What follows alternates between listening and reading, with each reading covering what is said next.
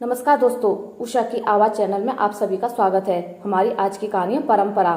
ये कहानी 60-70 के दशक की है। सामान्य ग्रामीण परिवेश जहाँ एक बेटी के लिए बस यही कर्तव्य था कि बस चिट्ठी पत्री पढ़ने लायक पढ़ाई करा दी जाए और जल्द से जल्द शादी और बस संभाले अपनी गृहस्थी। इन्हीं विचारधाराओं के बीच सुशीला की शादी पास के गाँव में 13 वर्ष की उम्र में हो जाती है। सुशीला को हमेशा कम पढ़े लिखे होने का मलाल रहा, पर ससुराल की परंपरा थी स्त्रियों का बाहर जाकर पढ़ना वर्जित है।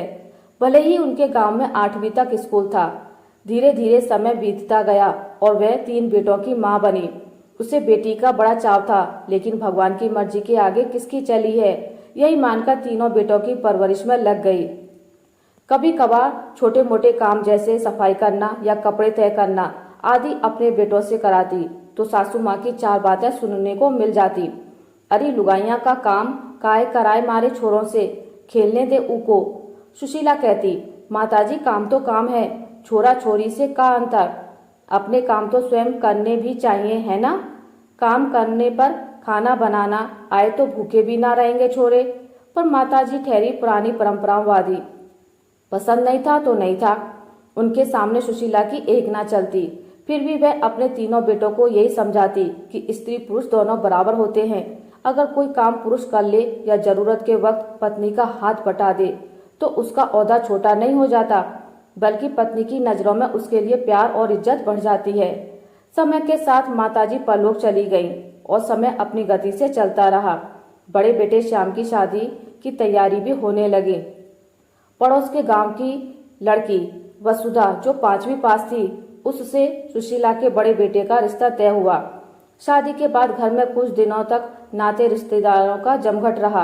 रिश्तेदारों के जाने के बाद नई बहू ने आगे पढ़ने की इच्छा व्यक्त की, पर गांव के परिवेश में जहां एक बेटी की आगे की पढ़ाई को कोई महत्व नहीं दिया जाता, वहां बहू की पढ़ाई करना कैसे संभव था।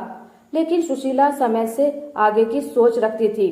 वो बोली, अगर एक पुरुष शिक्षित किया जाए तो केवल वही शिक्षित होगा, और अगर एक महिला को शिक्षित किया जाए तो पूरी पीढ़ी शिक्षित होती है। बड़ा बेटा श्याम 20 किलोमीटर दूर जाकर बैंक में नौकरी कर रहा था। उसे भी कोई ऐतराज नहीं था वसुधा की आगे की पढ़ाई के लिए। कुटुंब के लोगों ने सुशीला से कहा, हमारे घर की परंपरा नहीं है बहू बाहर जाकर पढ़ाई करे। आखिर करना क्या है इतनी पढ़ाई का, चिट्ठी पत्री पढ़ लेती है और क्या करना, संभालना तो घर ही है। पर सुशीला ने किसी की ना सुनी। परंपरा अगर किसी अच्छे काम के लिए बदल रही है तो उसमें कोई बुराई नहीं। बाबूजी से साफ साफ कह दिया, मेरी बेटी नहीं है तो क्या हुआ, अगर मेरी बहू आगे पढ़ना चाहती है तो वह जरूर पढ़ेगी। अभी मेरे हाथ पैर चल रहे हैं, घर में भी संभाल सकती हूँ। आखिरकार वसुधा का स्कूल में दाखिला हो गया। वसुधा के मन में सासू माँ के प्रति आदर सम्मान और भी बढ़ गया था। वह घर के काम में भी रुचि लेती और पढ़ाई भी करती। कुछ साल बाद दूसरे बेटे की शादी सुमन से हुई। सुमन को भी वसुधा के साथ स्कूल में पढ़ाई का मौका मिला।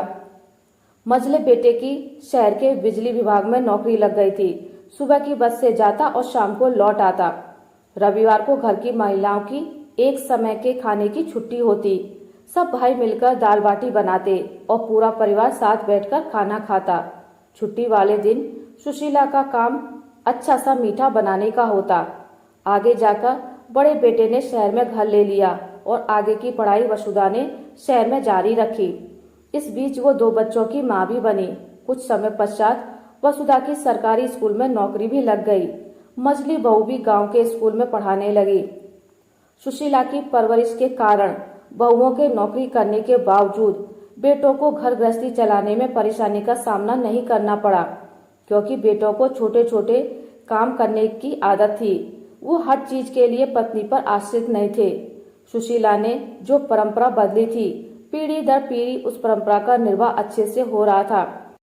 आज वसुधा की बहू भी कॉलेज में प्रोफेसर है।